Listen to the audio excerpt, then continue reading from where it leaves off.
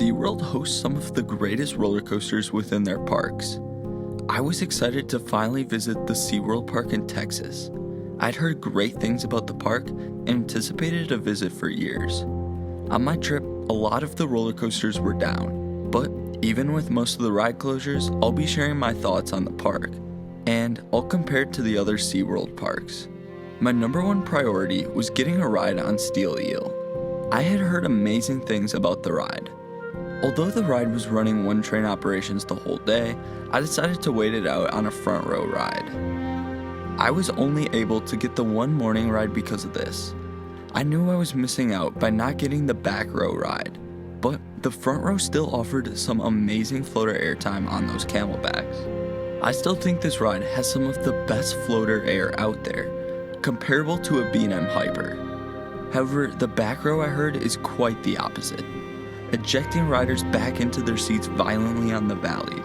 Where the front row was more gentle, I wanted to experience the back row just for that intensity. Even though I just managed the one front row ride in the morning, I have more reason to come visit the park again to give Steel Eel more justice on some re-rides. Then I decided to head over to Great White. I got a front row morning ride. They were also only running one train. With the slow operations, I could only manage the one ride. It was surprisingly smooth, but while also having that same whip that the other Batman clones have. I still believe that the other Batman clones run much faster and more intense, but this ride is still a great ride, and any Batman clone is an elite ride. I look forward to riding Batman the Ride clones anytime I visit a new park. So, Great White was a ride I didn't want to skip on my visit to SeaWorld San Antonio. After those rides, I decided to wrap my day up on Wavebreaker. The setting of this ride has to be one of the best out there. Its placement on the water elevates the ride. Wavebreaker is a great family coaster and totally worth waiting for. This was the only ride running multiple trains, which was nice since it had a long line.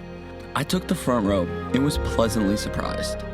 I knew the ride wasn't going to be whippy like Great White or airtime packed like Steel Eel. Its smooth blue track offers a great appearance. I seriously could have watched the ride run all day. The way the trains navigate the track over the water is mesmerizing. The gimmick of the ride is unique too, so it felt like a special ride to ride.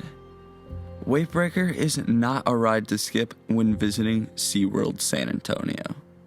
I only managed those 3 rides on my visit because a lot of the other rides were closed, like Journey to Atlantis, which I was really anticipating, and Texas Stingray, which was another ride I was hyped to experience. I was most disappointed in the closure of Texas Stingray, because I have only heard great things about that wooden roller coaster. Despite its small height and appearance, it looks to be an airtime machine. I think that Texas Stingray appears to be the headlining attraction of the park. The closure of the ride only gives me more reason to revisit the park. I wouldn't say I was disappointed in the park because of the closures in single train operations, since the park appears to be more entertainment based. I had a lot of fun at the park still. I spent most of my visit watching shows and viewing the coasters as they ran from across the water.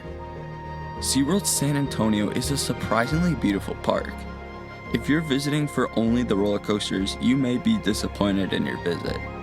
I learned from this park that sometimes when entering the gate, you don't need to always enjoy a park for their coaster collection, but for its overall presentation and atmosphere.